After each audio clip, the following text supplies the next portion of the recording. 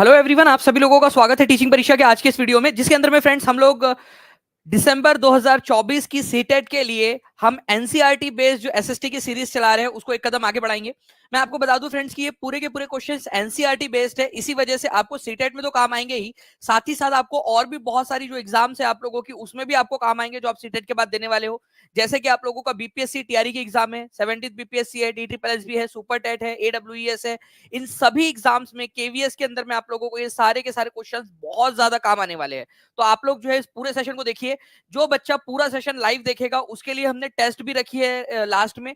तो जो बच्चे लाइव रहेंगे उन लोगों को लास्ट में टेस्ट की लिंक मिलेंगी, उस पर क्लिक करके आप लोग जो है टेस्ट दे सकते हो। तो पूरा जो लाइव रहेगा उन्हीं के लिए वो टेस्ट है, ताकि आप लोग अच्छे से पढ़े। जो बच्चा पूरा अच्छे से पढ़ रहा है, एक एक क्वेश्चन का आंसर कर रहा है, चैट के अंदर में रिप्लाई कर रहा है उन क्वेश्चंस के, उसके लिए जो है यहाँ पर में पूरा इंतजाम किया गया है। चलिए, तो हम लोग यहाँ आगे बढ़ते हैं फ्रेंड्स हमारे सेशन के साथ में। उससे पहले जितने भी बच्चे जिन्होंने सेशन को लाइक कर दिया उन सभी लोगों का बहुत बहुत शुक्रिया फ्रेंड। जैसे कि मैं यहाँ पर मैं देख पा रहा हूँ कंटिन्यूअसली जो बच्चे हैं इस सेशन को लाइक एंड शेयर करते जा रहे हैं। ठीक है, तो बहुत बहुत शुक्रिया आप सभी लोगों का। ठीक है, चलिए नाउ फ्रेंड्स देखिए, पहला क्वेश्चन आप लोगों के स्क्रीन के ऊपर में ये रहा। इस पर्टिकुलर क्वेश्चन के अंदर में बोला गया है कि टेंपल एंट्री मूवमेंट जो है किसने शुरू किया था। इस क्वेश्चन का आंसर कीजिए। इसके बाद में मैं आप लोगों को जो है इससे बड़ा वाला जो क्वेश्चन है जो पूछा गया था एग्जाम के अंदर में, उस क्वेश्चन से भी आपको अवगत कराऊंगा कि किस तरीके का क्वेश्चन पूछा गया था एग्जाम के अंदर में, और इससे बड़ा वाला डबल स्टेटमेंट वाला।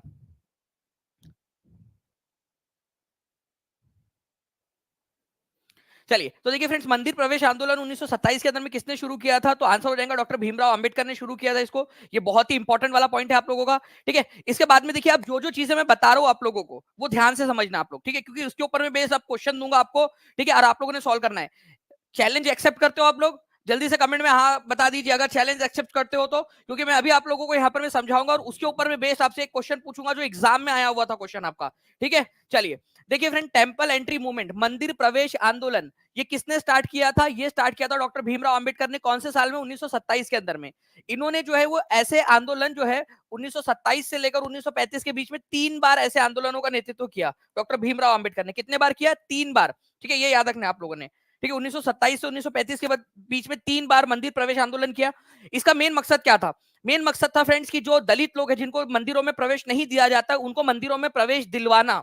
ठीक है, जो एक कास्ट सिस्टम है हमारे भारत के अंदर में, जिसमें जो है दलित लोगों को, ऊपरी जात वालों को जो है बहुत बड़ा समझा जाता है, नीची जात वालों को बहुत छोटा समझा जाता है। इवन मंदिर में भी आंदोलन उनको प्रवेश नहीं दिया जाता था। अब यहाँ पर में डॉक्टर बी आर अम्बेडकर का कोई मकसद नहीं था कि उनको कोई जो है यहाँ पर में वो फैलाना था, झगड़ा फसाद, दंगा फसाद फैलाना था, ऐसा नहीं था। वो एक्चुअली जो है वो सबको दिखाना चाहते थे। क्या दिखाना चाहते थे सबको? ये दिखाना चाहते थे कि किस प्रकार से, ठीक है, यहाँ पर में कास्ट प्रिजुडाइज जो है आप लोगों का, कास्ट प्रिजुडाइज का मतलब होता है कि रूढ़िवादी पूर्वाग्रह, जो पूर्वाग्रह है लोगों के मन में कि अगर छोटी जाति का है तो वो खराब ही होगा। तो ये पूर्वाग्रह कितना डीप फैला हुआ है कि अगर कोई एक पढ़ा लिखा दलित व्यक्ति भी अगर मंदिर में घुसना चाहता है तो उसको जो है घुसने नहीं दिया जाता। वो लोगों को दिखाना चाहते थे, वो कोई वो नहीं फैलाना चाहते थे कि जो है यहाँ पर में एक अराजकता फैल जाए, दंगा फसाद फैल जाए, नहीं। वो सिर्फ बताना चाहते थे कि देखो मैंने घुसने की कोशिश की, मेरे साथियों ने घुसने की कोशिश की, मैं पढ़ा लिखा व्यक्ति हूँ, विदेश से पढ़ के आया हूँ, बैरिस्टर हूँ, बट फिर भी मुझे जो है वो वहां पर में नहीं जाने दिया जा रहा है। ठीक है, तो पूर्वाग्रह दिखाना चाहते थे, वो लोगों को दिखाना चाहते थे कि समाज के अंदर में पूर्वाग्रह कितना फैला हुआ है। अब कास्ट प्रिजुडाइज और पूर्वाग्रह क्या होता है? इसका मतलब होता है कि लोग किसी को कम आंकना। पूर्वाग्रह का मतलब होता है किसी को कम आंकना। जैसे मान लीजिए ए और बी व्यक्ति है, अगर ए जो है वो बी को बिना जाने बिना पहचाने बस किसी एक रीजन की वजह से, उसकी कास्ट, ठीक है, उसकी रिलीजन या किसी एक इलाके से वो आता है, कोई धर्म से बिलोंग करता है, इस वजह से उसको कम आंकता है, तो इसको प्रिजुडाइज कहा जाता है। और अगर कास्ट के वजह से किसी को कम आंका जाता है तो उसको कास्ट प्रिजुडाइज, जातीय पूर्वाग्रह कहा जाता है। हमारे भारत के अंदर में जातीय पूर्वाग्रह बहुत ज्यादा था, वही दिखाना चाहते थे अंबेडकर जी। तो आंसर जो है फ्रेंड्स, 1927 में मंदिर प्रवेश आंदोलन का नेतृत्व किसने किया था? डॉक्टर भीमराव अंबेडकर ने। 1927 से 1935 तक कितने बार आंदोलन किया? कमेंट के अंदर में आप लोग मुझे बताएंगे जल्दी जल्दी से लिखकर। ठीक है, और जितने भी बच्चे जुड़ चुके हैं जल्दी से सेशन को लाइक कर देंगे फ्रेंड्स। अगर चाहते हो कि इसी तरीके के और भी क्वेश्चन करवाता रहो तो सेशन को शेयर जरूर कर देना। अब आप लोग देखिए फ्रेंड्स, आप लोगों के लिए क्वेश्चन 17 जनवरी 2022 को आया हुआ क्वेश्चन है आप लोगों का, एक्चुअल क्वेश्चन एग्जाम में पूछा गया। आंसर करेंगे सभी लोग।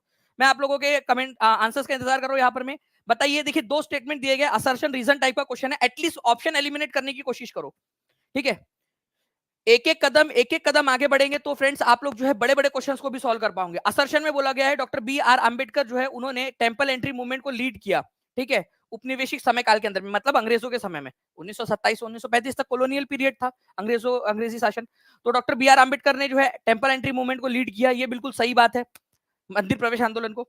डॉक्टर बी आर अम्बेडकर जो है वो लोगों को ये दिखाना चाहते थे कि कास्ट प्रेजुडाइज कितनी ज्यादा जो है पावरफुल है हमारे देश के अंदर में, ठीक है। बी आर अम्बेडकर चाहते थे कि लोग ये देखें कि समाज में जातीय पूर्वाग्रहों की जकड़ कितनी मजबूत है, बिल्कुल सही बात है, ये दिखाना चाहते थे, ठीक है। तो अब आप लोगों का आंसर देखिए, यहाँ पर में दोनों के दोनों सही है, तो यहाँ पर में ये आंसर नहीं हो सकता A is true but R is false, क्योंकि आर भी ट्रू है, तो ये भी ये आंसर नहीं हो सकता आपका।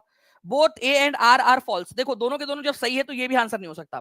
अब कितने लोगों के ये दो ऑप्शन एलिमिनेट हो गए थे, बस मुझे हाथ ऊपर करके बता दो, एटलीस्ट ये दो ऑप्शन एलिमिनेट कर पाए, सी और डी को एलिमिनेट कर पाए, बस ये हाथ ऊपर कर देंगे जल्दी जल्दी से, ठीक है।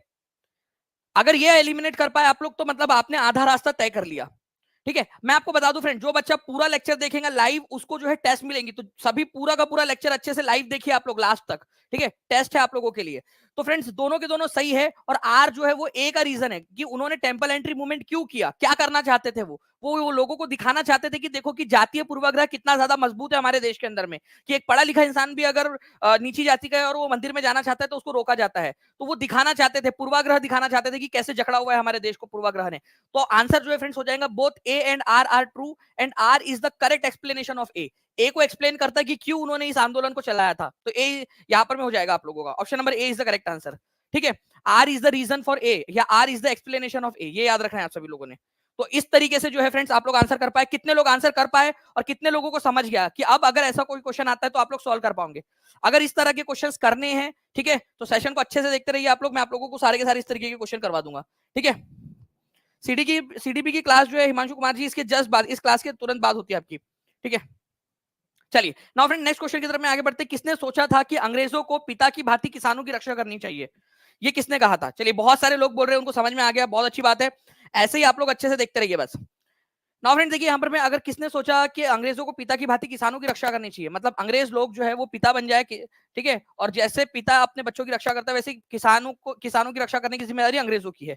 ये कहा था तुम्हारे चचा के लड़के, ठीक है, यहाँ पर में थॉमस मुनरो ने, ठीक है। मैं बताता हूँ आप लोगों को कैसे हुआ क्या था। हमारे भारत के को आप तीन हिस्सों में इस तरीके से बांट सकते हो, ठीक है। यहां पर में जो था, यहां था परमानेंट सेटलमेंट, ठीक है, लॉर्ड कॉर्नवालिस ने चलाया था। यहाँ पर में जमींदार लोग जो थे, ठीक है, बड़े बड़े जो जमीनों के मालिक थे, उन लोगों को जो है फ्रेंड्स यहाँ पर में ये दिया गया था अधिकार। उसके बाद में जो है फ्रेंड्स यहाँ पर में जो है आप लोगों का, ठीक है, दूसरे नंबर पे यहाँ पर में जो है आपका ये नॉर्थ वेस्ट वाला इलाका था। नॉर्थ वेस्ट वाला जो इलाका था यहाँ पर में बेसिकली जो गांव के मुखिया होता था उसके साथ में एग्रीमेंट किया गया था, और दक्षिण भारत में जो है वो जमींदार नहीं हुआ करते थे, तो यहाँ नई प्रकार की व्यवस्था लाई गई थी जिसको रेवतवारी सेटलमेंट बोलते हैं, ठीक है, रेवतवारी सेटलमेंट। ओके, तो रेवतवारी सेटलमेंट जो है फ्रेंड्स वो अलेक्जेंडर रीड नाम के एक अधिकारी ने सबसे पहले ट्राई किया था इसको, ओके, सबसे पहले ट्राई किया था।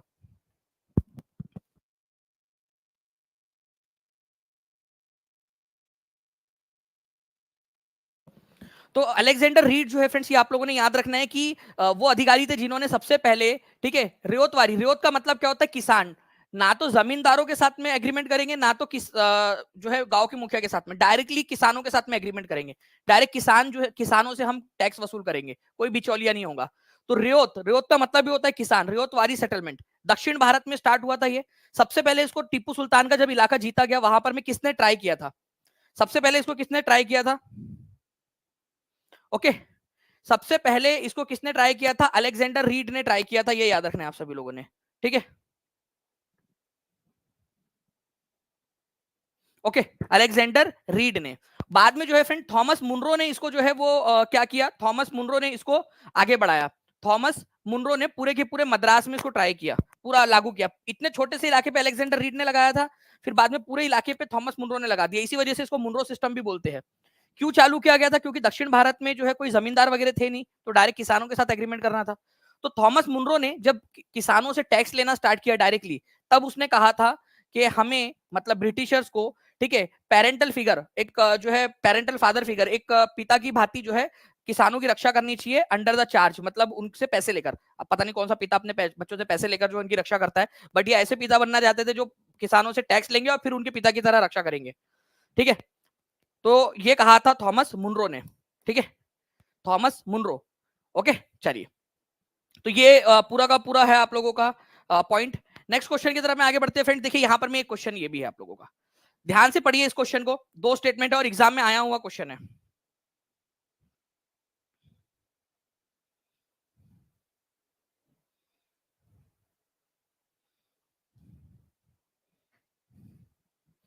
ठीक है, तो देखिए about 2000 years ago there was a famous physician named Charak. ठीक है, 2000 साल पहले एक फेमस जो है फिजिशियन हुआ करते थे, चिकित्सक हुआ करते थे, जिनका नाम था Charak. He stated that human body has 360 bones. उनके अनुसार इंसानों के शरीर के अंदर में 360 हड्डियां होती है। ठीक है, तो बिल्कुल सही बात है, आज से करीब 2000 साल पहले चरक नाम के एक वैद्य पैदा हुए थे। उन्होंने कहा था कि मनुष्य के शरीर में 360 हड्डियां होती है। वो बात अलग है कि वो गलत थे, लेकिन कहा तो था ना उन्होंने। ठीक है, तो ये पॉइंट सही है कि उन्होंने ऐसा कहा था उनके अनुसार, क्योंकि उन्होंने कहा था। ठीक है, चरक जो है वो इस नतीजे पर कैसे पहुंचे कि 360 हड्डियां, जबकि हमें आज पता है कि केवल जो है 206 हड्डियां होती है। ठीक है, तो उन्होंने शायद जो है दांतों को भी हड्डियों में गिन लिया, जो जॉइंट्स होते हैं हमारे दो हड्डियों के बीच में उनको भी गिन लिया, कार्टिलेजेस जो होते हैं हमारी, ठीक है, उनको भी उन्होंने जो है यहाँ पर में गिन लिया। तो ये चीज जो है बिल्कुल सही है, एनसीईआरटी में दिया हुआ है कि शायद वो इस नतीजे पर ऐसे पहुंच गए होंगे 360, क्योंकि बहुत बड़ा गैप आ गया 206 360 के अंदर में। ठीक है, तो फ्रेंड्स टीथ जॉइंट और कार्टिलेज को मिलाकर वो इस नतीजे पर पहुंच गए होंगे। तो दोनों के दोनों पॉइंट सही है, आंसर होगा both A and R B are true. देखिए करीब 2000 साल पहले तुम्हारे चचा का लड़का चरक, ठीक है, ये क्या हुआ था, फेमस फिजिशियन था एक, ठीक है, चिकित्सक था, वैद्य था। ठीक है, उसने अपनी एक पुस्तक लिखी थी चरक संहिता। ठीक है, चरक संहिता, उसमें उन्होंने बताया है कि 360 हड्डियां होती है, जबकि आज हमें पता है, ठीक है, वो श्री श्री जो है मुन्ना भाई और श्री श्री जो है सर्किट महाराज, पता है ना आपको, मुन्ना भाई मूवी के अंदर में उन्होंने बताया था कि भाई शरीर में तो 206 प्रकार की हड्डियां ही होती है, कभी तोड़ते समय उन लोगों ने गिना नहीं था। ठीक है, उस उसके वजह से कई सारे लोगों को याद हो गया कि शरीर के अंदर में 206 हड्डियां होती है। कितने लोगों को याद आया वो सीन? तो 206 हड्डियां होती है, अब हमको पता है। तो ये डिस्क्रिपेंसी कैसे आई? शायद उन्होंने दांत जॉइंट्स और जो कार्टिलेज होते हैं उसको भी गिन लिया होगा चरक भाई साहब ने। ठीक है, चलिए,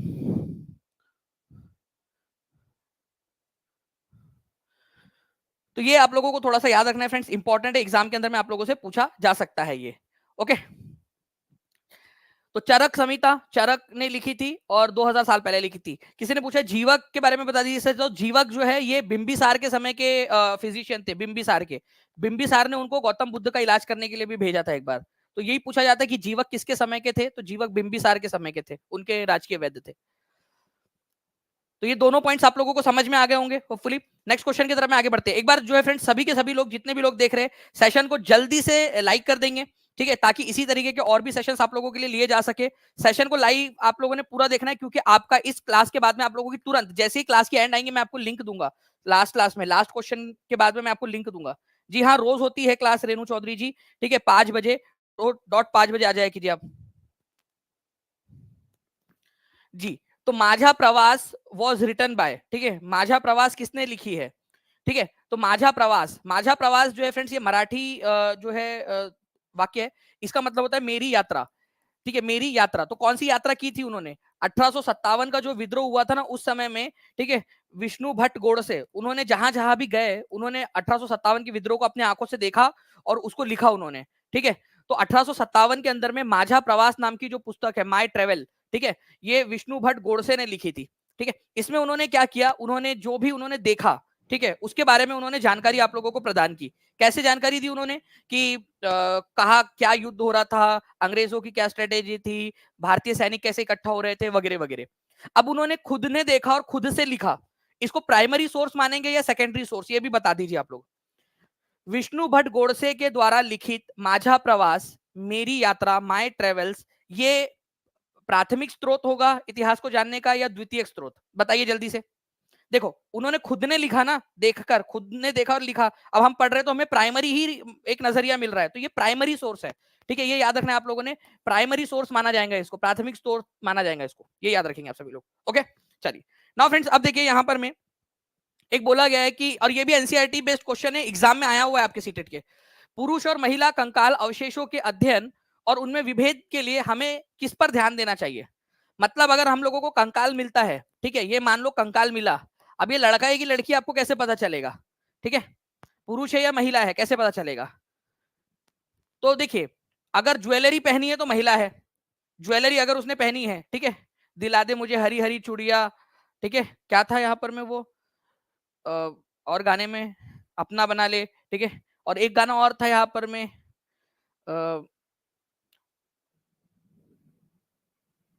मुंदरी ला दे, 2 तोले का कंगना, ठीक है, मुंह दिखाई दे दे फिर ले जा अपने अंगना। तो भाई लड़की लोग ही थोड़ी पहनती है। अब आप ये इमेज देखिए, ये भाई साहब इनके अलग जो है नवाबी शौक है, ठीक है, ये देखिए कितना मतलब इनको शौक है पहनने का, लड़का है लेकिन पूरा मतलब शौक, शौक बड़ी चीज है भाई, ठीक है। ये देखिए आप लोग, ठीक है, पूरा चूड़ी उड़ी पहन के, तो लड़के भी पहन सकते हैं, क्या पता भाई, उनकी मर्जी, ठीक है। लड़के अरे भाई चले जा, कितना दिखने का शौक है तुझे। तो देखो पूरा लड़का जो है पहना है, अभी मर गया मान लो ऐसे ही पहन के, ठीक है, तो क्या बोलेंगे लड़की है करके ये, नहीं। तो हम ज्वेलरी से नहीं पहचान सकते, क्योंकि ज्वेलरी कुछ भी हो सकता है, लड़के भी पहन सकते हैं। तो bone structure as large hip indicates a women, bone structure as large hip indicates a man, women buried along side they indicate a man, ठीक है। वेपन्स, अगर वेपन है, ठीक है, हथियार है साइड में रखा हुआ, तो पुरुष है भाई, हो सकता है लड़की ने भी रखा हो, ठीक है, लड़की ने जो है अपने पति को किसी और के साथ में देख लिया, ठीक है, अपने पति को भी उसने काट दिया और उसकी गर्लफ्रेंड को भी काट दिया ऐसे, ठीक है, और खुद कब्र में जाकर लेट गई और अपने बाजू में जो है हथियार रख दिया, ठीक है, धरती में समा गई। भाई लड़कियां भी खतरनाक होती है। तो ऐसा नहीं है कि वेपन जो है वो रखा तो मैन ही होगा, वुमेन भी हो सकती है वो। अब बात आती है ये बोन स्ट्रक्चर की, बोन स्ट्रक्चर। अब इसमें देखिए कि लार्जर हिप, ठीक है, जो कुल्हा है, ठीक है, वो किसका बड़ा हो सकता है। जो वुमेन होती है ना, उनको अपने वूम के अंदर में, अपने पेट के अंदर में बेबी को कैरी करना होता है। इसी वजह से नेचर ने क्या किया है, यहाँ पर में जो कुल्हा होता है उसको थोड़ा सा, ये जो कुल्हा है, ठीक है, इसको बड़ा बनाया है, ठीक है, महिलाओं का बड़ा होता है। और यहाँ पर में जो है फ्रेंड्स, जो मेल होते हैं उनका कुल्हा छोटा होता है, क्योंकि उनको अपने पेट में बेबी तो रखना नहीं है, ठीक है। तो यहाँ पर में जो कुल्हा है, बोन स्ट्रक्चर है, उससे हम पहचान सकते हैं, ये याद रखना है आप लोगों ने। ओके, किसी भी स्केलेटन का अगर सेक्स पहचानना है कि लड़का है या लड़की है, तो आप देखोगे कि जो हिप है, जो अगर हिप वाला एरिया, कुल्हे वाला एरिया जो है वो बड़ा है, तो समझ जाएंगे कि वो महिला है, महिला है। और अगर वो हिप वाला एरिया जो है वो स्मॉल है, छोटा है, ठीक है, तो वो पहचानेंगे कि मेल है। तो इस पर्टिकुलर क्वेश्चन का आंसर होगा ऑप्शन नंबर बी। यहाँ पर मैं ये सही दिया है, बस बाकी सारे गलत है, ठीक है। चलिए, तो इस तरीके से जो है फ्रेंड्स इसका आंसर हो जाएगा। अब मैं चाहूंगा फ्रेंड्स कि जल्दी जल्दी से आप सभी लोग, ठीक है, अगर चाहते हो कि इस तरीके से सारे क्वेश्चंस मैं आपको करवा दूं, तो सेशन को लाइक जरूर कर दीजिए। 600 से ज्यादा बच्चे यहाँ पर में जुड़ चुके हैं, सेशन को एक साथ लाइक कर देंगे ताकि इसी तरीके एनर्जी से मैं आपको पढ़ा सकूं। अब ये देखिए, ये क्वेश्चन भी मैं आपको बहुत आसानी से समझाऊंगा, ठीक है, और आज के बाद आप कभी इस क्वेश्चन को नहीं भूलोगे। अपने कक्षीय समतल पर पृथ्वी के अक्ष का झुकाव कितना कोण बनाता है। ध्यान से समझिएगा आप लोग, आपसे क्या पूछा गया है, what is the angle of inclination of earth axis, ठीक है, पृथ्वी के जो है यहाँ पर भी इंक्लिनेशन कितना है अपने ऑर्बिटल प्लेन के साथ में। क्या मैं आप लोगों को पहले ये समझा दूं, आप लोगों ने आंसर कर दिया है, ठीक है, मैं आप लोगों को समझा देता हूं, आप लोग देखिए कैसे होगा इसका आंसर, ठीक है। देखिए फ्रेंड्स, हमारी पृथ्वी जो है ऐसे गोल गोल गोल गोल घूम रही है और थोड़ी टेढ़ी भी है। क्या है इसका मतलब, ये है हमारी पृथ्वी, ठीक है, ध्यान से समझिएगा आप लोग, आप जिंदगी भर नहीं भूलोगे इस चीज को, याद रखना आप लोग। ये हमारी पृथ्वी है, मान लो मैं पृथ्वी हूँ, ठीक है, और ऐसा मैं बिल्कुल एकदम मस्त है कि सीधा हूँ, ठीक है, और ऐसा गोल गोल घूम रहे, गोल गोल रानी, इतना इतना पानी, ठीक है, गोल गोल रानी, गोल गोल घूम रहे। और ये है ऑर्बिटल प्लेन, मतलब जिस जिस सतह पर मैं घूम रहा हूँ, ठीक है, एक इमेजिनरी सतह है ऐसी बिल्कुल सीधी, यहाँ पर मैं मान लीजिए आप लोग, ठीक है, यहाँ पर मैं एक इमेजिनरी सतह मान लेते हैं हम लोग ऐसे, ठीक है। उसके साथ में कितना एंगल बना रहा है, मेरा जो एक्सिस है, ये जो बीच का एक्सिस है जिसके अराउंड में घूम रहा हूँ, वो 90 डिग्री बना रहा है, ठीक है, 90 डिग्री का एंगल बना रहा है। ओके, 90 डिग्री का एंगल यहाँ पर मैं बना रहा है, 90 डिग्री का एंगल। लेकिन मान लो यहाँ से कोई चीज आके टपाक से जोर से आके टकरा गई मेरे से, ठीक है, ऐसे जोर से आके टकरा गई, तो मैं ऐसा था, ऐसा ऐसा गोल गोल घूम रहा था, ऐसा ऐसा, ठीक है। अब मैं क्या हूँ, थोड़ा सा ऐसा झुक जाऊंगा, ऐसा ऐसा झुक झुक के गोल गोल घूमूंगा। तो वही पृथ्वी के साथ में हुआ कि पृथ्वी जो पहले 90 डिग्री का एंगल बनाती थी, उसका एक्सिस 23.5 डिग्री झुक गया, 23.5 डिग्री झुक गया। तो पहले जो 90 डिग्री का कोण बनाता था, ठीक है, अपने ऑर्बिटल प्लेन के साथ में वो, ठीक है, 90 डिग्री का एंगल बनाता था, अब वो कितना बनाएगा, अब वो बना पाएगा केवल और केवल, ठीक है, अब वो बना पाएगा केवल 66.5 डिग्री का, 66.5 डिग्री का एंगल बना पाएगा अपने ऑर्बिटल प्लेन के साथ में। देखो एक्सिस कितना झुका हुआ है, पहले 0 डिग्री झुका हुआ था, फिर कुछ आके जोर के टकराया, ठीक है, 23.5 डिग्री झुक गया। पहले जब वो सीधा खड़ा था, बिल्कुल झुका हुआ नहीं था, तो अपने ऑर्बिटल प्लेन के साथ में कक्षीय सतह के साथ में 90 डिग्री बनाता था, अब 23.5 डिग्री झुक गया तो 66.5 डिग्री ही बना रहा है। ठीक है, तो ये समझिए आप लोग, जब भी पूछे कि कक्षीय सतह के साथ में कितना एंगल बना रहा है, तो 23.5 डिग्री झुकने के बाद में 66.5 डिग्री का एंगल बना रहा है। और आप देखिए हमारी पृथ्वी इसी तरीके से झुकी झुकी सी पृथ्वी घूम रही है यहाँ पर में, तेरी झलक अशरफी टाइप की, ठीक है, पुष्पाराज टाइप का। तो झुकी झुकी से हमारी पृथ्वी गोल गोल घूम रही है। तो यहाँ पर में आंसर क्या हो जाएगा इस पर्टिकुलर क्वेश्चन का, ठीक है, ध्यान से समझिए आप लोग। अपने कक्षीय समतल पर पृथ्वी के अक्ष का झुकाव कितना है? देखो क्या बोल रहा है, ऑर्बिटल प्लेन के साथ में उसका झुकाव कितना है, ऑर्बिटल प्लेन के साथ एक्सिस का झुकाव कितना है? तो ऑर्बिटल प्लेन के साथ में उसका झुकाव जो है वो 66.5 डिग्री का है। ठीक है, 66.5 डिग्री का। यहां पर में ये आंसर होगा आपका, 23.5 नहीं होगा, 66.5 क्यों होगा? क्योंकि पूछा है कि ऑर्बिटल प्लेन के साथ में उसका एंगल कितना बन रहा है। एक चीज याद रखना, कभी भी अगर यहाँ पर में कक्षीय समतल या ऑर्बिटल प्लेन आ जाए तो आंसर जो है वो बिंदास 66.5 डिग्री लगा के आना, बिना डरे। कोई भी एग्जाम दे रहे हो आप लोग, ठीक है, अगर ऑर्बिटल प्लेन आ जाए, ठीक है, तो समझ जाना कि आप लोग जो है फ्रेंड्स 66.5 डिग्री लगाना है आप लोगों ने। और केवल अगर एक्सिस पूछता कि एक्सिस कितना झुका है, कक्षीय समतल नहीं होता, तो आंसर 23.5 डिग्री होता। ओके, चलिए बहुत बढ़िया फ्रेंड्स। यहाँ पर में हम लोग केवल और केवल जो है 46 लाइक्स दूर है हमारे पहले टारगेट से, तो सभी लोग जल्दी जल्दी से सेशन को लाइक जरूर कर देंगे। ठीक है, चलो नेक्स्ट क्वेश्चन की तरफ में हम लोग आगे बढ़ते हैं। आई होप ये चीज आपको समझ में आ गई होंगी। ठीक है, तो पृथ्वी अपनी धुरी पर 23.5 डिग्री झुकी हुई है, लेकिन अपने कक्षीय सतह के साथ में या कक्षीय समतल के साथ में 66 डिग्री का एंगल बनाती है। नाउ नाउ फ्रेंड देखिए, मानसूनी वन भी कहा जाता है। कौन से वाले जंगल है जिनको मानसूनी वन भी कहते हैं हम लोग? मानसूनी वन, ठीक है, इनको कहा जाता है। ठीक है, तो मानसूनी वन कहा जाता है आपका ऐसे जंगल को जो मानसून में हरे भरे रहते, बाकी समय नंगू पुंगू हो जाते, मतलब पत्ते झड़ जाते उसके। तो केवल मानसून के सीजन में वो हरे भरे रहते, इसी वजह से उनको मानसूनी, ठीक है, फॉरेस्ट कहा जाता है, मानसूनी वन कहा जाता है। तो ये वन है आप लोगों के ट्रॉपिकल एरिया के डेसिडुअस फॉरेस्ट। देखो मैं आपको बताता हूं, ट्रॉपिकल एरिया में दो प्रकार के जंगल पाए जाते हैं। ट्रॉपिकल एरिया कौन सा? ये वाला, ठीक है, यहां पर मैं ट्रॉपिक ऑफ कैंसर से लेकर ट्रॉपिक ऑफ कैप्रिकॉर्न के बीच वाला जो एरिया है, ये एरिया दिख रहा है आपको, ठीक है, ये जो एरिया है ना, ये वाला एरिया, ठीक है, इस एरिया को आप लोग कहते हो ट्रॉपिकल एरिया, उष्णकटिबंधीय क्षेत्र। यहाँ दो प्रकार के जंगल पाए जाते हैं। एक जंगल होता है जो हमेशा हरा भरा रहता है, उसको क्या बोलोगे आप लोग? वो जंगल जो हमेशा हरा भरा रहता है उसको क्या कहा जाएगा? उसको कहा जाएगा एवरग्रीन फॉरेस्ट, सदाबहार। ठीक है, सदाबहार वन। तो ट्रॉपिकल जोन में है और हरा भरा है हमेशा, तो ट्रॉपिकल एवरग्रीन फॉरेस्ट, उष्णकटिबंधीय सदाबहार वन। ठीक है, हमेशा हरे भरे रहेंगे। लेकिन कुछ पेड़ पौधे या कुछ जंगल इसी एरिया में, उष्णकटिबंधीय क्षेत्र में, ऐसे भी पाए जाते हैं जो हमेशा हरे भरे नहीं रहते, केवल मानसून के सीजन में वो हरे भरे होते हैं। तो उनको कहा जाएगा, ठीक है, क्योंकि वो पत्ते झड़ा देते हैं अपने बाकी समय में, केवल मानसून के सीजन में ही हरे भरे रहते हैं और बाकी समय में उनके पत्ते झड़ जाते हैं, तो उनको कहा जाता है उष्णकटिबंधीय, क्योंकि ये उष्णकटिबंधीय क्षेत्र में पाए जाते हैं, ट्रॉपिकल जोन में। तो ट्रॉपिकल या उष्णकटिबंधीय पर्णपाती, मतलब पत्ते गिरा देने वाले, ठीक है, वन। तो उष्णकटिबंधीय क्षेत्र में पाए जाने वाले पर्णपाती वन, जो कि मानसून के सीजन में केवल हरे भरे रहेंगे, बाकी समय में अपने पत्ते गिरा देते हैं, पर्णपाती हो जाते हैं, इसी वजह से उनको उष्णकटिबंधीय पर्णपाती वन कहा जाता है। देखिए यहाँ पर में ट्रॉपिकल, डेसिडुअस का मतलब होता है जो अपने पत्ते झड़ा देते हैं बाकी समय में, ठीक है, फॉरेस्ट केवल मानसून के सीजन में हरे भरे रहते हैं, इस वजह से इनको मानसूनी फॉरेस्ट भी कहा जाता है।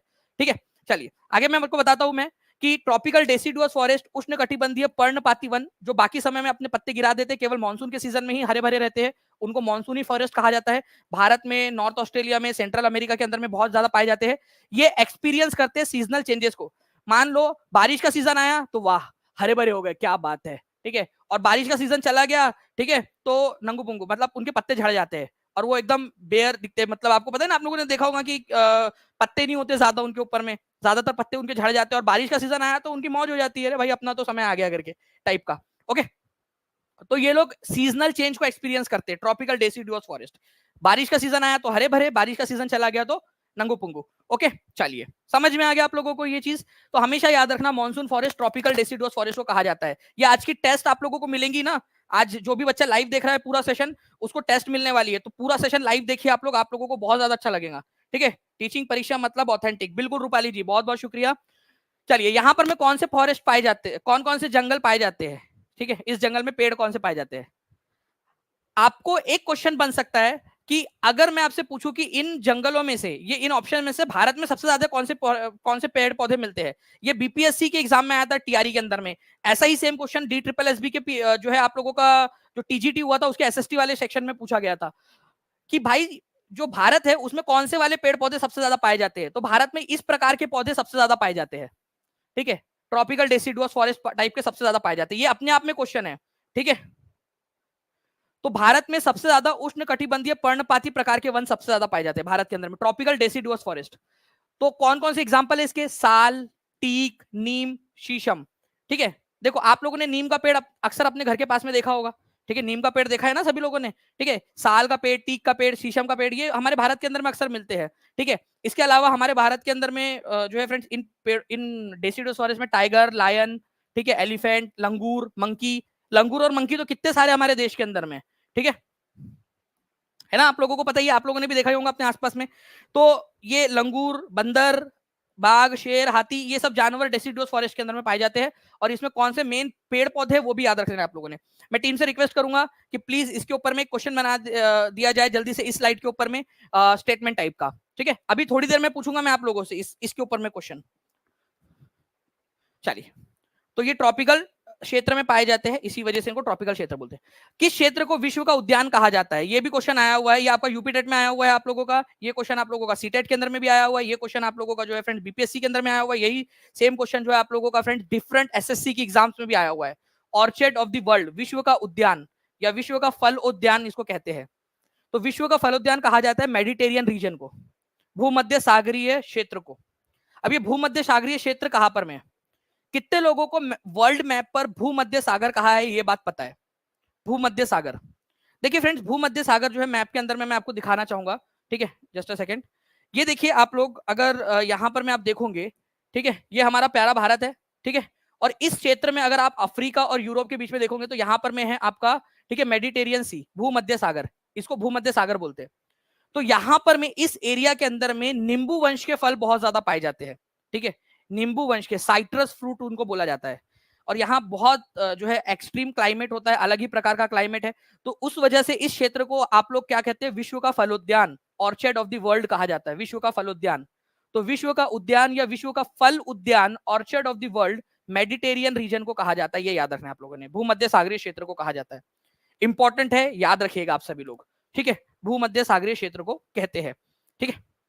और भूमध्य सागरीय क्षेत्र कहाँ है, भूमध्य सागर के आसपास में। भूमध्य सागर कौन से महाद्वीपों के बीच में है, कौन से दो महाद्वीप आपको यहाँ पर में दिख रहे हैं जिनके बीच में आपको भूमध्य सागर दिखाई दे रहा है, बताइए जल्दी से, देखे तो कितने लोग देखकर अच्छे से आंसर कर पाते हैं, ठीक है। भूमध्य सागर कौन से दो महाद्वीपों के बीच में, ठीक है, उनके मतलब एक का दक्षिणी छोर, एक का ऊपरी छोर है, तो अफ्रीका और यूरोप के बीच में, वेरी गुड, ठीक है। नाउ फ्रेंड्स देखिए यहाँ पर में आपका जो भूमध्य सागरीय क्षेत्र है, ठीक है, उसको हम लोग विश्व का फल उद्यान कहते हैं। नाउ फ्रेंड्स अब देखिए यहाँ पर में साल, सागौन, नीम, शीशम जैसे दृढ़ लकड़ी वाले पेड़, मतलब हार्डवुड, जिससे फर्नीचर वगैरह बनता है, ट्रांसपोर्ट कंस्ट्रक्शन का मटेरियल बनता है, इस प्रकार के वन कौन से जंगल में पाए जाते हैं, ठीक है, नीम का पत्ता, ठीक है। चलिए,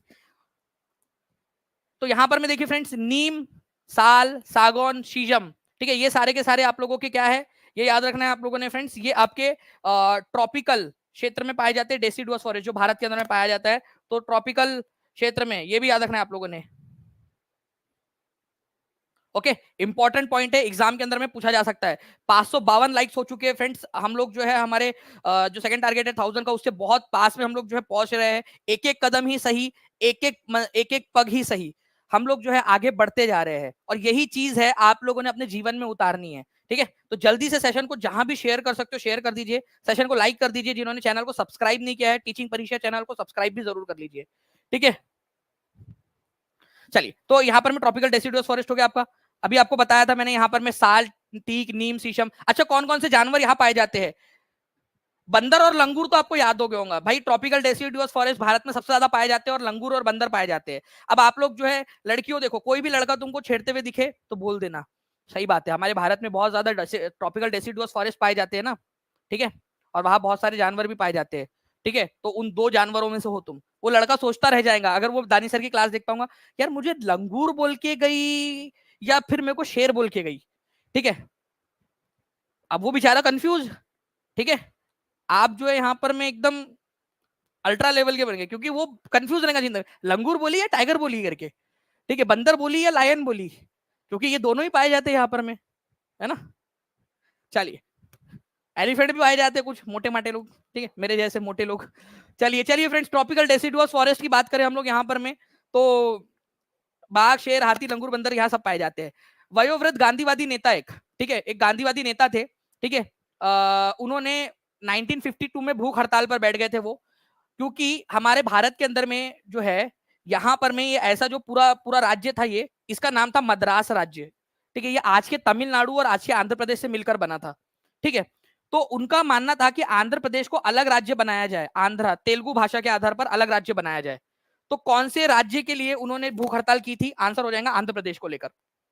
कितने दिन तक वो हड़ताल पर बैठे थे, ये भी क्वेश्चन बन सकता है आप लोगों से। तो एज पर एनसीईआरटी, ये याद रखना आप लोगों ने फ्रेंड्स, उन्होंने 58 डेज तक, 58 डेज एनसीईआरटी में दिया है, 58 दिनों तक उन्होंने भूख हड़ताल की थी, ठीक है। 58वें दिन जो है 15 दिसंबर, ठीक है, 15 दिसंबर 15 दिसंबर 1952 को उनकी मृत्यु हो गई फाइनली, हड़ताल पर, भूख हड़ताल पर बैठे बैठे। गांधीवादी नेता थे, गांधीवादी विचारों पर चलते थे, उनकी मृत्यु हो गई। फिर जाकर, तब जाकर केंद्र सरकार की आंख खुली और फिर आंध्र प्रदेश को अलग किया गया, आंध्रा राज्य बनाया गया तेलुगु भाषा के आधार पर। तो भाषा के आधार पर बनने वाला पहला राज्य बना था आंध्र प्रदेश, ठीक है, ये याद रखना आप लोगों ने। उन्होंने 19 अक्टूबर 1952 को स्टार्ट किया और 15 दिसंबर 1952 को उनकी मृत्यु हो गई। 58 दिनों तक वो बैठे रहे तेलुगु लोगों के लिए अलग राज्य की मांग करने के लिए। और फाइनली फ्रेंड्स, इनकी मृत्यु के बाद में केंद्र सरकार को डर लगा, तो उन्होंने जो है वो एक अलग राज्य बना कर दिया। कौन सा राज्य था? ठीक है, आंध्र राज्य। तो आंध्र प्रदेश जो है वो पहला राज्य बना था, ये याद रखना है आप लोगों ने। तो एक क्वेश्चन बन गया यहां पर में, आप लोगों से पूछा जा सकता है, भाषा के आधार पर, भाषा के आधार पर, ठीक है, आधार पर सबसे पहले कौन सा राज्य बना था? आंध्र प्रदेश बना था, आंध्र प्रदेश, ठीक है, आंध्र प्रदेश बना था। और कब बना था? तो 1 अक्टूबर को, 1 अक्टूबर, ठीक है, कौन से साल में? तो ये बना था 1953 के अंदर में, ठीक है, 1 अक्टूबर 1953 को बना था। इंपॉर्टेंट है, इसको मार्क करेंगे आप सभी के सभी लोग। भाषा के आधार पर बनने वाला आंध्र प्रदेश। और कौन सी भाषा के आधार पर बना था? तेलुगु भाषा के आधार पर, तेलुगु, तेलुगु स्पीकिंग लोगों के लिए। ये भी याद रखना है आप सभी लोगों ने, इंपॉर्टेंट पॉइंट एग्जाम में पूछा जा सकता है, ठीक है। 784 बच्चे यहाँ पर भी जुड़ चुके हैं फ्रेंड्स। अगर आप लोग सभी के सभी बच्चे एक साथ अपना अपना योगदान दे देंगे, जहां भी शेयर कर सकते हो शेयर कर देंगे, तो फ्रेंड्स ये सेशन जो है हमारा 1000 पार हम लोग हो जाएंगे यहाँ पर में। चलिए नेक्स्ट क्वेश्चन, तुकाराम किस राज्य में के एक प्रसिद्ध भक्ति संत थे? संत तुकाराम, वैष्णव जन तो तेने कहिए जो पीर पराई जाने रे, वो एक जो है गुजराती संत थे, नरसिंह मेहता, उन्होंने लिखे थे भक्ति गीत। वैसे ही संत तुकाराम जो है, इन्होंने बहुत सारे भक्ति गीत लिखे, विठ्ठल विठ्ठल विठ्ठला, हरि ओम विठ्ठला, मराठी भाषा में लिखे इन्होंने। तो महाराष्ट्र के मराठी भक्ति संत थे, ठीक है। इन्होंने, इनके जो गीत थे उनको क्या कहा जाता था? संत तुकाराम के गीत को अभंग कहा जाता था, अभंग। इनके गीतों को क्या कहा जाता है? अभंग। मराठी भाषा के जो धार्मिक गीत है उनको अभंग कहा जाता था, महाराष्ट्र के थे। एक थे जो मैंने अभी स्टार्टिंग में बताया आपको, वैष्णव जन तो तेने कहिए जो पीर पराई जाने रे, वो लिखा है नरसिंह मेहता जी ने। मैं टीम से रिक्वेस्ट करूंगा कि प्लीज वो नरसिंह मेहता वाला क्वेश्चन अगर हम लोग यहाँ पर में और ऐड कर सके हमारे प्यारे बच्चों के लिए, तो प्लीज उसको भी ऐड कर दिया जाए, ताकि हम एक सिस्टमेटिक तरीके से, साइंटिफिक तरीके से जो है हम लोग पढ़ाई को आगे बढ़ाए, ठीक है।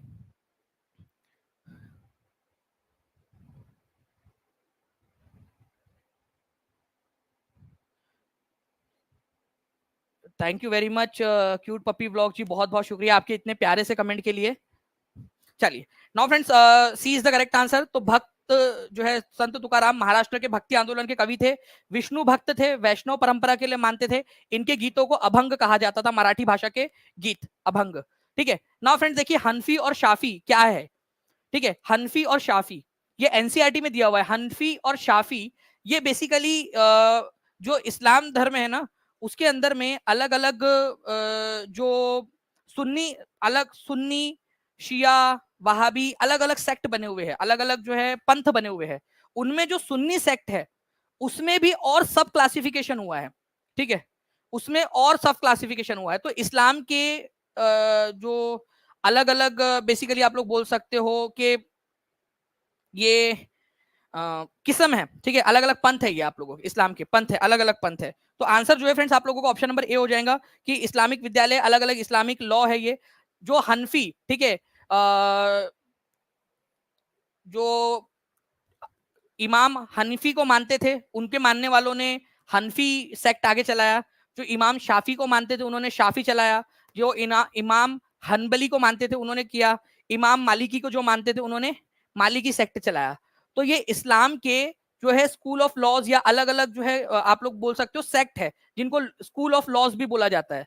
ठीक है, तो इस्लाम की ही शाखाएं है, ऐसा आप लोग बोल सकते हो। इसको जो है स्कूल ऑफ लॉज बोल दिया जाता है, एक कहने का तरीका है। स्कूल ऑफ लॉ मतलब कोई स्कूल ऑफ लॉ का मतलब ये नहीं है कि कोई कानून की जो है वो विद्यालय जहां पर हम जाकर पढ़ते हैं, ये बोलने का एक तरीका है कि उसकी शाखा है। तो हम उनको जो है कानून के इस्लामिक विद्यालय या इस्लामी स्कूल ऑफ लॉ मतलब उनकी शाखा, इस्लाम की शाखाएं है ये। हनफी, शाफी, मालिकी, हनबली, ठीक है, ये सारी की सारी। ठीक है, तो हनफी, मालिकी, शाफी, हनबली ये सब क्या है आपको याद रखना है फ्रेंड्स, कि इस्लाम के अलग अलग जो पंथ है उन्हीं के नाम है ये, बस इतना समझ लीजिए आप लोग। ओके, इस्लामिक जो है वो है ये। इसके अलावा जो है फ्रेंड्स, निम्नलिखित में से किस भू आकृति में मशरूम चट्टाने पाई जाती है? बहुत ही फेमस क्वेश्चन है। मशरूम चट्टाने मतलब ऐसी चट्टाने जो मशरूम के आकार की दिखाई देती है, मशरूम रॉक उनको कहा जाता है। 800 से ज्यादा बच्चे जुड़ चुके हैं फ्रेंड्स हमारे साथ में। जल्दी जल्दी से सेशन को लाइक भी करते रहेंगे आप लोग। 680 लाइक्स हो चुके हैं, 1000 का टारगेट है हमारा, दोनों लाइव और लाइक दोनों का। तो जल्दी से हर एक बच्चा फैला देगा। और आज आपकी टेस्ट भी है, जो बच्चा पूरा सेशन लाइव देखेगा उसको टेस्ट मिलेंगी। ठीक है, टेस्ट की लिंक आपको मिलेंगी और उस लिंक पर क्लिक करके आप लोग टेस्ट दे सकते हो, आज अपने आप को जांच सकते हो आप लोग। ओके, तो अगर मैं बात करूं फ्रेंड्स की भू आकृति मशरूम चट्टानों की जैसे जो दिखती है, वो डेजर्ट में पाई जाती है, रेगिस्तान के अंदर में। आपको दिखाता हूं मैं, देखिए ये इस तरीके से। ठीक है, क्या होता है ना, रेगिस्तान में जो हवाएं चलती है वो समुद्र जो सतह है, भूमि की सतह, उसके पास में ज्यादा तेजी से चलती है। तो यहाँ पर में ज्यादा वो काटती है, एक एक कण काटती है। और ऊपर में जो है उसका हिस्सा थोड़ा बड़ा होता है। पहले ये चट्टान ऐसी थी, ठीक है, पहले मैं ऐसा दिखता था। वो एक आती थी ना ऐड, फिर मैंने जो है हर्बल लाइफ का ये प्रोडक्ट खाया, उसके बाद में मैं एकदम पतला हो गया, वो उस तरीके का। तो ये चट्टान इस प्रकार से मान लीजिए, चट्टान की आत्मकथा लिखेंगे तो पहले मैं पूरी चट्टान दिखती थी, फिर बाद में धीरे धीरे हवाएं चलने लगी। हवाएं चलने के बाद में मेरा नीचे का हिस्सा जो है ये ज्यादा कट गया, ऊपर वाला हिस्सा ज्यादा बड़ा रह गया। तो अब मैं ऐसी मशरूम टाइप की दिखती हूँ बस। ठीक है, ये इस तरीके से आप लोगों को याद रखना है ये आपका। ठीक है, ये पूरा का पूरा है। इसको अगर मैं बड़ा करके आप लोगों को दिखाने की कोशिश करूं तो ये उस प्रकार से कुछ तो भी दिखेगा। नीचे वाला हिस्सा नैरो होता है, ठीक है, संकरा होता है, ऊपर वाला हिस्सा जो है बड़ा होता है। और ये पागल लड़का है कि लड़की पता नहीं। ठीक है भाई, यहाँ जाके मैं कभी ना खड़ा हूं, मेरे को डर लगेगा कि ये गिर ना जाए टपक करके। आप लोगों से कोई खड़ा रहना पाएगा क्या यहाँ पर? मैं, आप बताइए, कोई खड़ा रहना चाहेगा? मैं तो ना जाऊं यहाँ भाई, मेरे को डर लगेगा कि एक आध क्रैक क्रूक होगा उसमें, पटाख करके गिरा तो कचुम्बर बन जाएगा इसका यहाँ पर में। ठीक है, तो ये इस तरीके की जो मशरूम रॉक है आपको कहाँ मिलती है? अब ये सवाल उठता है आपका। तो ये मशरूम रॉक मिलती है डेजर्ट के अंदर में, ठीक है, रेगिस्तानी इलाके में, रेगिस्तान, रेगिस्तान के अंदर में मिलती है। आप लोगों को ये याद रखना है आप लोगों ने फ्रेंड्स, मशरूम रॉक। इसका लोअर सेक्शन जो होता है आप लोगों का, वो इरोड हो जाता है, इसी वजह से वो थोड़ा पतला हो जाता है। लोअर सेक्शन पतला हो जाता है, संकरा हो जाता है, ऊपर वाला हिस्सा ब्रॉड होता है। ये याद रखना है आप लोगों ने। ठीक है, चलिए, किस शिलालेख में चोलों के अधीन ग्राम प्रशासन का उल्लेख है? चोल, देखिए फ्रेंड्स, आज से करीब जो है ठीक है 1200-1300 साल पहले यहाँ दक्षिण भारत के अंदर में चोल साम्राज्य जो है शासन करता था। एक समय ये काफी बड़ा भी हो गया था, लेकिन फिर बाद में धीरे धीरे छोटा हो गया। ठीक है, तो चोल साम्राज्य, ठीक है, यहाँ पर में इनके इलाके में जो प्रशासन है, ठीक है, वो ग्रामीण स्तर पर चलता था, मतलब ग्राम पंचायत हुआ करती थी उनके इलाके में। ये हमको सबूत कैसे मिलते हैं? ठीक है, तो ये चोल प्रशासन के अंदर में ग्राम पंचायतें चलती थी, उसका सबूत हमको मिला है उत्तरा मेरूर नाम के एक जगह पर।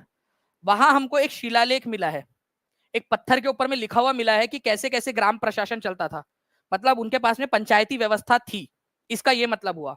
ठीक है, तो चोलों के समय में पंचायती व्यवस्था हुआ करती थी, इसका उदाहरण तमिलनाडु के उत्तरा मेरूर नाम के जो गांव है वहां पर में आप लोगों को मिला है। ठीक है, चेंगुलपुट नाम की एक जगह है, वहां पर में उत्तरा मेरूर नाम का गांव है, वहां मिला है आपको। ठीक है, जिससे पता चलता है कि गांव में ग्रामीण व्यवस्था हुआ करती थी, उत्तरा मेरूर। ठीक है, ये याद रखना है आप लोगों ने। वैसे आप लोग मुझे बता सकते हो, चलो ये मैंने बता दिया आपको तमिलनाडु में। जूनागढ़ कौन से राज्य में पड़ता है आज के? ऐहोल कौन से राज्य में पड़ता है? नासिक कौन से राज्य में पड़ता है? एक शहर है नासिक, बताइए जल्दी जल्दी से। चलो, ये चारों जगह आपको पता होनी चाहिए कहाँ कहाँ पर में है। तो चलो 20 का आंसर हो जाएगा आप लोगों का। ये देखो, ये इस तरीके से ये आपको शिलालेख मिला है, दीवार के ऊपर में लिखा हुआ था, पूरा का पूरा पत्थर पे, दीवार के ऊपर में पत्थर टंगा दिया गया था पूरा का पूरा। ठीक है, तो तमिलनाडु के चिंगलेपुट जिले के अंदर में आप लोगों को उत्तरामेरुर नाम की जगह पे शिलालेख मिला है। नाउ नाउ फ्रेंड, देखिए यहाँ पर मैं आपको बोला गया है कि blank encircles the continent of Antarctica and extend northward to 60 degree south latitude. आपको पता है ये हमारी पृथ्वी मान लीजिए, यहां पर में अंटार्कटिका है, ठीक है। तो अंटार्कटिका से लेकर 60 डिग्री साउथ जो लैटिट्यूड है आपका, 60 डिग्री साउथ तक, वहां तक का जो समुद्र है उसको क्या बोलते हैं? Atlantic ocean, Arctic ocean, southern ocean या पैसिफिक ओशियन? आप एक एजुकेटेड गैस लगाओ, क्या हो सकता है? आप लगाइए जल्दी जल्दी से। बहुत बढ़िया फ्रेंड्स, आप लोग जो है बताते भी जा रहे हो कि कौन सा इलाका कहाँ है। जूनागढ़ गुजरात में, नासिक महाराष्ट्र के अंदर में है, ऐहोल नाम की जगह कर्नाटक में है, ये याद रखना। काफी कम लोगों ने लिखा है ऐहोल, ठीक है। तो ऐहोल जो है कर्नाटक में है। चलिए, तो आंसर जो है फ्रेंड्स इसका हो जाएगा सदर्न ओशियन, ठीक है, दक्षिणी सागर। ये देखिए, ये आर्कटिक है, अंटार्कटिका है। अंटार्कटिका के पास में यहाँ पर में 60 डिग्री वाली जो लाइन है ना, यहाँ से नीचे में जो पूरा समुद्र है, इसको सदर्न ओशियन, दक्षिणी सागर बोला जाता है, ठीक है। आप लोगों को यहाँ 2D में नहीं दिख रहा होगा उसको ठीक से कि उसने उसको घेरा हुआ है, आप 3D में देखिए इसको इस तरीके से। ये अंटार्कटिका अगर नीचे से जाकर देखोगे तो ये 60 डिग्री वाले जो सर्कल है ना हमारा, उसके अराउंड में पूरा का पूरा ऐसे सदर्न ओशियन है यहाँ पर में, दक्षिणी महासागर, ठीक है। तो दक्षिण के अंदर में है तो दक्षिणी महासागर, बिल्कुल। तो ये दक्षिणी महासागर आप लोग देख पा रहे हो, अंटार्कटिका को ऐसे घेरे हुए 60 डिग्री से लेकर अंटार्कटिका तक पूरा का पूरा जो है वो आपका सदर्न ओशियन है। या आप ऐसे अगर इसको देखोगे इस तरीके से 3D डायग्राम के अंदर में, तो उसमें आपको अच्छे से समझ में आएगा। ओके, बेरिंग जलडमरू मध्य जो है वो कौन से दो सागरों को जोड़ता है, कौन से दो पानियों के बीच बनाता है? वेरी गुड पीहू, आपने भी लिख दिया अच्छे से। चलिए, बहुत बढ़िया फ्रेंड्स। और पूरा सेशन अच्छे से देखिए, आप लोगों को, आप लोगों के लिए टेस्ट का इंतजाम किया गया है। टेस्ट आप लोग जो है दोगे फ्रेंड्स, ठीक है, ताकि अच्छे से आप लोग जो है अपनी जांच कर सके। बेरिंग जलडमरू मध्य उथले पानी का एक संकीर्ण क्षेत्र है जो किसको किसको जोड़ता है? तो देखिए, बेरिंग जलडमरू मध्य जो है फ्रेंड्स, ये किसको जोड़ता है? यहाँ पर में अगर आप हमारी दुनिया को देखोगे यहाँ पर में, तो ये एशिया है, यहाँ अमेरिका है, ठीक है, ये ऑस्ट्रेलिया या साउथ अमेरिका, यहाँ पूरा एशिया, यहाँ अफ्रीका और ये यूरोप वगैरह। तो एशिया का रशिया वाला भाग और उत्तरी अमेरिका का अलास्का वाला भाग, इसके ऊपर में यहां पर में, ठीक है, इधर वाले साइड के अंदर में आप लोगों को मिलेगा फ्रेंड्स आर्कटिक ओशन, आर्कटिक महासागर, और इधर में है प्रशांत महासागर। और इन दोनों को जोड़ा हुआ जो है वो है यहां पर में बेरिंग जलडमरू मध्य, बेरिंग जलडमरू मध्य। ओके, तो ये आप लोगों ने याद रखना था कि भाई वो जो दो जोड़ा हुआ है ना, वो है बेरिंग जलडमरू मध्य आप लोगों का, ठीक है, दोनों को जोड़ा हुआ जो है। तो आर्कटिक ओशियन और प्रशांत महासागर को बेरिंग स्ट्रेट या बेरिंग जलडमरू मध्य जोड़ता है। ये डायरेक्ट क्वेश्चन पूछा गया आप लोगों का सीटेट की एग्जाम के अंदर में। आर्कटिक महासागर और प्रशांत महासागर को जोड़ता है बेरिंग जलडमरू मध्य, ठीक है, इंपॉर्टेंट पॉइंट है आपका, ठीक है। चलिए, नेक्स्ट क्वेश्चन की तरफ में हम लोग आगे बढ़ते हैं फ्रेंड्स। आपको बताना है अजंता गुफा चित्रों में प्रयुक्त रंग निम्नलिखित में से किस सामग्री से प्राप्त हुए थे? अजंता के अंदर में आज भी जो आपको चित्र मिलते हैं वो बहुत ही यूनिक चित्र आपको मिलते हैं अजंता की गुफाओं के अंदर में, अगर आप अजंता जाओगे तो, ठीक है। तो अजंता के अंदर में जो चित्र बनाए गए थे वो बनाए गए थे पौधों और खनिजों से, नेचुरल कलर थे, प्लांट से लिए गए थे, ठीक है, और मिनरल से, नेचुरल कलर एकदम प्लांट और मिनरल से, पौधों और खनिजों से ये कलर बनाए गए थे। तो आंसर इसका ऑप्शन नंबर सी हो जाएगा आप लोगों का। तो प्लांट और मिनरल से ये कलर बनाए गए थे, इसी वजह से आज भी ये कलर इतने ज्यादा 1500 साल बाद भी आप लोग देखोगे तो इतने ज्यादा जो है ये कलर आपको चमकीले दिखाई देते हैं, ठीक है, चमकीले और एकदम साफ दिखाई देते हैं ये कलर, ठीक है। ये देख पा रहे हो आप लोग, देखो इतने बढ़िया तरीके से वहां पर में दिखता है।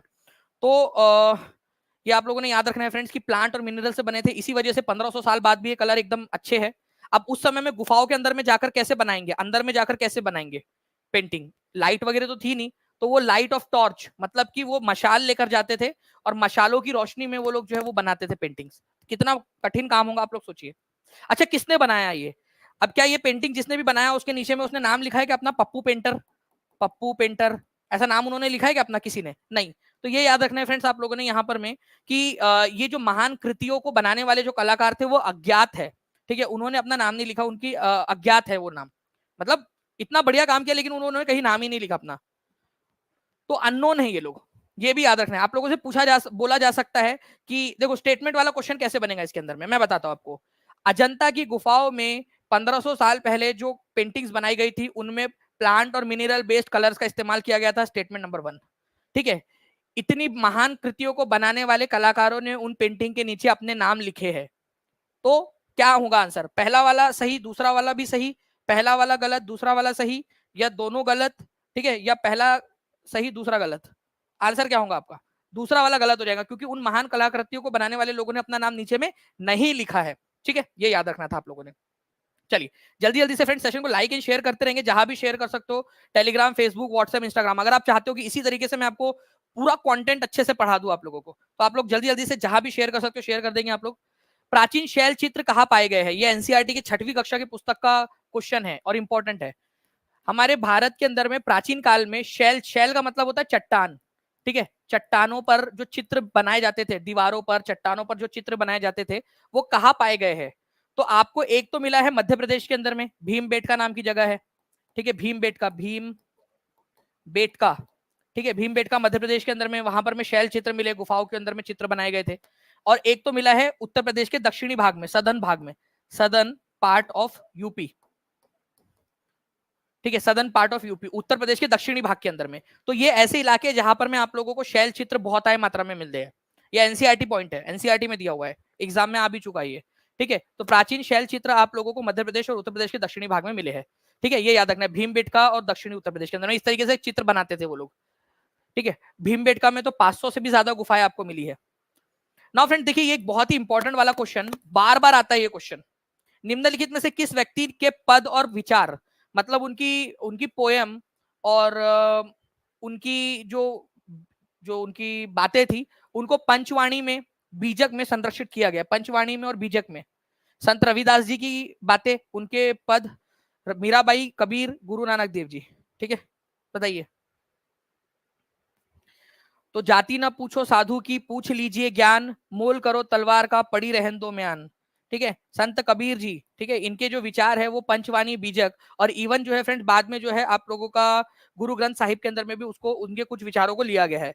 तो आप लोग देखिए 15वीं और 16वीं शताब्दी में संत कबीर जो है, उनका जन्म एक मुस्लिम जुलाहा परिवार में हुआ था, लेकिन वो अपने आप को ना तो मुस्लिम मानते थे ना तो हिंदू मानते थे, क्योंकि उनके जो फॉलोवर थे वो हिंदू, मुस्लिम, सिख, ईसाई सारे ही धर्मों के उनके फॉलोवर थे।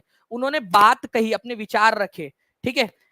उनके जो वर्सेस है, उनकी जो कविता है, उनको सखी और पद कहा जाता है, सखी और पद कहा जाता है उनकी कविताओं को, उनके दोहों को। उनके दोहे आपको पंचवाणी में, बीजक में, और कुछ उनके ग्रंथ, जो उनके जो विचार थे, उनको गुरु ग्रंथ साहिब में भी शामिल किया गया। आप सोचिए कि संत कबीर के कुछ दोहों को गुरु ग्रंथ साहिब के अंदर में भी शामिल किया गया, कितनी बड़ी बात है ये, ठीक है। चलिए, तो ये याद रखना है आप लोगों ने। इन्होंने हमेशा फॉर्मलेस सुप्रीम कोर्ट, मतलब एक निराकार भगवान के अंदर में उन्होंने आस्था रखी।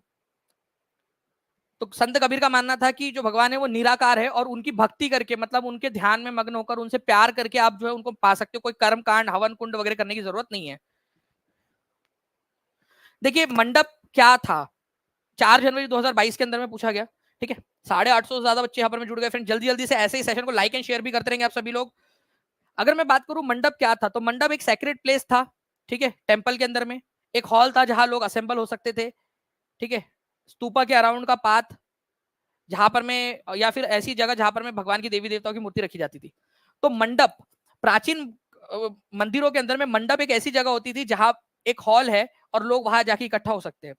जहां पर में भगवान की मूर्ति रखी जाती थी उसको गर्भगृह कहा जाता है, गर्भ, ठीक है, गर्भगृह, गर्भगृह उसको कहा जाता था, गर्भगृह, ठीक है। तो गर्भगृह वो जगह जहां पर में भगवान की मूर्तियां रखी जा रही है और जहां पर में लोग इकट्ठा हो सकते हैं। गर्भगृह के जस्ट सामने वाला एरिया जहां पर में लोग जाके बैठते हैं और भगवान की याद में डूबे रहते हैं, ठीक है, उसको कहा जाता है आप लोगों का, ठीक है, मंडप। एक ऐसा हॉल जहां पर में लोग इकट्ठा हो सकते थे और जहां भगवान की मूर्ति या इमेज रखी जाती थी उसको कहा जाता था, ठीक है, आप लोगों का गर्भगृह। देखिए friends, among the varnas who could perform the sacrifice, वेदों के अनुसार 4 वर्ण है, ब्राह्मण, क्षत्रिय, वैश्य और शूद्र, ठीक है। ये 4 वर्णों में लोगों को डिवाइड किया गया है, ठीक है। उनमें सबसे बड़े ब्राह्मण है, फिर क्षत्रिय, फिर वैश्य और सबसे नीचे में शूद्र है। तो इनमें से कौन से लोग थे जिनको यज्ञ, हवन यज्ञ वगैरह करने की अनुमति थी, बताइए जल्दी जल्दी से। तो हवन कुंड, यज्ञ वगैरह करने की अनुमति थी, तो ब्राह्मणों को थी, ठीक है, क्षत्रिय लोगों को थी, वैश्य लोगों को थी, ठीक है, शूद्रों को अनुमति नहीं थी, शूद्रों को अनुमति नहीं थी। तो किसको अनुमति थी ये बोला है ना, तो 1, 2 एंड 3, मतलब आंसर आपका ऑप्शन नंबर बी हो जाएगा, B is the correct answer. Okay, option number B, 1, 2 and 3 is the correct answer. ये याद रखिएगा आप लोग फ्रेंड्स, ठीक है। इन लोगों को यज्ञ करने की अनुमति थी, बाकी लोगों को यज्ञ, हवन कुंड वगैरह करने की अनुमति नहीं थी, ठीक है। तो B is the correct answer. तो 4 वर्ण थे, ठीक है। तो 4 वर्ण कौन कौन से थे ये पूछा जा सकता है आप लोगों से। अच्छा, एक और चीज है आप लोगों से पूछूं मैं कि इनमें से कौन सा वर्ण था जिनको वेद पढ़ने की अनुमति नहीं थी? वेद पढ़ने की, यज्ञ तो नहीं कर सकते थे, वेद भी नहीं पढ़ सकते थे वो, ठीक है। तो वेद जो है, शूद्र लोग वेद नहीं पढ़ सकते थे, ना सुन सकते थे। महिलाओं को कौन सी कैटेगरी में रखा गया था? चाहे कोई भी महिला हो, ब्राह्मण हो, क्षत्रिय हो, वैश्य हो या शूद्र हो, तो जो महिलाएं हैं, ठीक है, उनको हमेशा जो है फ्रेंड्स शूद्रों की कैटेगरी में रखा गया था, और महिलाएं और शूद्र वेद नहीं पढ़ सकते थे, ना सुन सकते थे, ठीक है। तो वुमेन जो है फ्रेंड्स, उनको भी शूद्रों की कैटेगरी में रखा गया था। ये क्वेश्चन आया था एग्जाम के अंदर में कि महिलाओं को कौन सी कैटेगरी में रखा गया था, तो महिलाओं को रखा गया था शूद्रों की कैटेगरी के अंदर में, ठीक है। ये एक बहुत ही इंपॉर्टेंट पॉइंट है, एग्जाम के अंदर में आप लोगों से पूछा जाएगा, तो प्लीज इस पर्टिकुलर पॉइंट के लिए आप लोग तैयार रहिएगा, ठीक है। महिलाओं को शूद्र की कैटेगरी में। चलिए नेक्स्ट पॉइंट की तरफ में आगे बढ़ते हैं फ्रेंड्स हम लोग। हमारे नेक्स्ट क्वेश्चन है आप लोगों का यहाँ पर में, देखिए वीर शैव आंदोलन किसने शुरू किया था? ये बहुत ही फेमस क्वेश्चन है। वीर शैव आंदोलन को शुरू करने वाले कौन थे?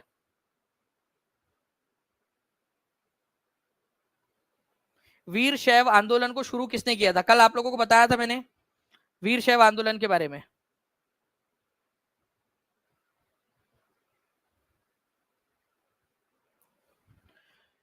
शबनम मिश्रा जी, बहुत बहुत शुक्रिया आपका, आपके प्यारे से कमेंट के लिए। चलिए, वीर शैव आंदोलन जो है फ्रेंड्स, आप लोगों को बताना है कि कौन से वाले जो है कौन कौन से लोग थे। तो देखिए, बासवन्ना जो है इसके प्रमुख थे, जिन्होंने वीर शैव आंदोलन शुरू किया अपने साथी अल्लामा प्रभु और अक्क महादेवी के साथ में मिलकर, ठीक है। बासवन्ना, अल्लामा प्रभु और अक्क महादेवी। तो A B N D, मतलब ऑप्शन नंबर 3 जो है इसका आंसर हो जाएगा। ये एग्जाम में आया हुआ क्वेश्चन है आप लोगों का। तो वीर शैव आंदोलन आप लोगों को पता होना चाहिए कि 12वीं शताब्दी के मध्य में कर्नाटक में शुरू हुआ था। बासवन्ना जो है इसके मुख्य संस्थापक थे। इन्होंने अपने साथी अल्लामा प्रभु और अक्का महादेवी की मदद ली। अच्छा, ये लोग इक्वेलिटी में मानते थे या इनइक्वेलिटी में? चलो एक बात बताओ, देखते कितने लोग आंसर कर पाते हैं। ये लोग समानता में मानते थे या असमानता में? आप लोग बताइए, देखे कितने लोग आंसर कर पाते हैं। वीर शैव आंदोलन वाले लोग किस चीज में मानते थे? ये लोग समानता में, इक्वलिटी में मानते थे। अच्छा मुझे बताओ, ये मूर्ति पूजा में मानते थे या नहीं मानते थे? मूर्ति पूजा के पक्ष में थे या विपक्ष में थे वीर शैव आंदोलन वाले लोग, जिनको लिंगायत समुदाय भी कहा जाता है आज कर्नाटक के अंदर में? तो वीर शैव आंदोलन वाले लोग जो है समानता में मानते थे और मूर्ति पूजा का इन्होंने विरोध किया। जितने भी हवन कुंड कर्म कांड होते हैं, ठीक है, यज्ञ वगैरह होते हैं, उनका भी इन्होंने विरोध किया। महिलाओं के साथ में जो अलग अलग चीजें होती है, महिलाओं को अलग तरीके से देखा जाता है, महिलाओं के साथ में दुर्व्यवहार होता है जो ब्राह्मणिकल विचारधारा के अनुसार, उसका भी इन्होंने विरोध किया था। ये याद रखना है आप लोगों ने। अब देखिए फ्रेंड, तुम्हारे चचा का लड़का है एक, ठीक है, हरिसेन। ये समुद्रगुप्त के दरबार में क्या क्या काम करता था? ठीक है, तो समुद्रगुप्त के दरबार में कौन कौन सी पोस्ट पर था हरिसेन? हरिसेन जो है फ्रेंड्स, आप लोगों को याद रखना है, एक दरबारी कवि था। समुद्रगुप्त का दरबारी कवि था, ठीक है, हरिसेन। हरिसेन जो है संधि विग्रही का, मतलब के वॉर और पीस वाला मंत्री, ठीक है, मतलब रक्षा मंत्री टाइप का, वो भी था। हरिसेन के पिताजी जो है महादंड नायक थे, मतलब चीफ जस्टिस टाइप के थे उनके पिताजी। तो ये अपने आप महादंड नायक बन गया, मतलब कि कुछ पोस्ट हेरिडिटरी होती थी, वंशानुगत होती थी, पिता के बाद में बेटा उनका बन जाता था, ठीक है। तो कवि भी था, संधि विग्रहिका की पोस्ट मिली हुई थी उसको, महादंड नायक की पोस्ट उसके पिताजी की वजह से मिल गई थी, और साथ ही साथ जो है वो कुमार अमात्य भी था, सबसे इंपॉर्टेंट वाला मंत्री। हरिसेन मतलब देखा आपने कितने सारी पोस्ट अपने पास में रखा हुआ था ये, ठीक है। तो सारे के सारे पोस्ट थी उसके पास में, पोएट भी था, संधि विग्रही का भी था, महादंड नायक भी था, और तुम्हारे चचा का लड़का जो है ये एक जो है महाअमात्य, कुमार अमात्य की पोस्ट भी इसके पास में थी, ठीक है। समुद्रगुप्त का दरबारी कवि, जिसने समुद्रगुप्त के बारे में बहुत सारी बातें लिखी कि समुद्रगुप्त इतना महान था, समुद्रगुप्त जो है उसने सैकड़ों लड़ाइयां लड़ी और जीती, समुद्रगुप्त जो है वो चित्रकार था, समुद्रगुप्त कवि भी था, समुद्रगुप्त जो है वो वीणा भी बजाता था। तो भाई तुम्हारे समुद्रगुप्त में सारी सारी खूबियां थी, मतलब सारे के सारे लड़के जो है वो जो है वो यहाँ पर मैं जल समाधि ले ले या भूमि समाधि ले ले, मतलब यार सारी सारी सारी खूबियां इसी में थी, ठीक है, सारी की सारी खूबियां इसी में थी। हम लोगों में मतलब कुछ है ही नहीं। मतलब अगर ये होता यहाँ पर में तो कोई लड़की, सारी लड़की बोलती कि हमारा हमारा पति कैसा हो, समुद्रगुप्त जैसा हो, अपने पति को ताने मार रही होती। देखो समुद्रगुप्त को कविताएं लिखनी आती, उस वो कितना बड़ा योद्धा है, उसको वायलिन बजाना भी आता है, उसको वीणा बजाना आता है, उसने जो है वो उसको भगवान के समान उसकी उपाधि दी गई है। इतनी सारी खूबियां सब उसी एक इंसान में भर दी। और इसके बारे में किसने लिखा है? ये इसी ने, हरिसेन ने। चलिए तो फ्रेंड्स ये आप लोगों का जो है आज का सेशन था। अब मैं आप लोगों के साथ में जो है वो लिंक शेयर करूँ, मैं टीम से रिक्वेस्ट करूंगा कि प्लीज एकदम स्पीड में जो है वो लिंक शेयर कर दी जाए, क्योंकि जो बच्चे लाइव देखे पूरा का पूरा सेशन उन लोगों को यहाँ पर में मिलना चाहिए। ठीक है, बिल्कुल ब्रदर जी, बिल्कुल आने के चांसेस है। और चलिए आप लोगों के लिए जो है फ्रेंड्स यहाँ पर मैं लिंक जो है वो आ रही है, आप लोग देखिए यहाँ पर मैं लिंक आ चुकी है, इसको पिन कर दिया जाए। और ये केवल और केवल ठीक है 15 मिनट तक, अगले 15 मिनट तक ये लिंक जो है वो एक्टिव रहेंगी। 15 मिनट के अंदर में आप लोग जाकर इसकी टेस्ट दे सकते हो। ठीक है, आप लोगों के लिए आपको जाना है, ठीक है, आपका नंबर वहां पर में डालना है और आप लोग जो है वो टेस्ट दे सकते हो। इसका रिजल्ट आपको कहां पर में मिलेगा? टीचिंग परीक्षा के एप्लीकेशन पर। उसका रिजल्ट अगर आपको देखना है, उसका सोल्यूशन देखना है आपने, तो टीचिंग परीक्षा के एप्लीकेशन पर जाकर आप लोग देख सकते हो। थैंक यू वेरी मच सरिया जी। ठीक है, बहुत बहुत शुक्रिया आपका। सेशन को लाइक जरूर कर दीजिए फ्रेंड, चैनल को सब्सक्राइब कर दीजिए ताकि आगे भी आप लोगों को मिलते रहे। और मैं जब नेक्स्ट लेक्चर लूंगा आप लोगों का, तो नेक्स्ट लेक्चर के अंदर में भी मैं आपको इसी तरीके से टेस्ट दूंगा।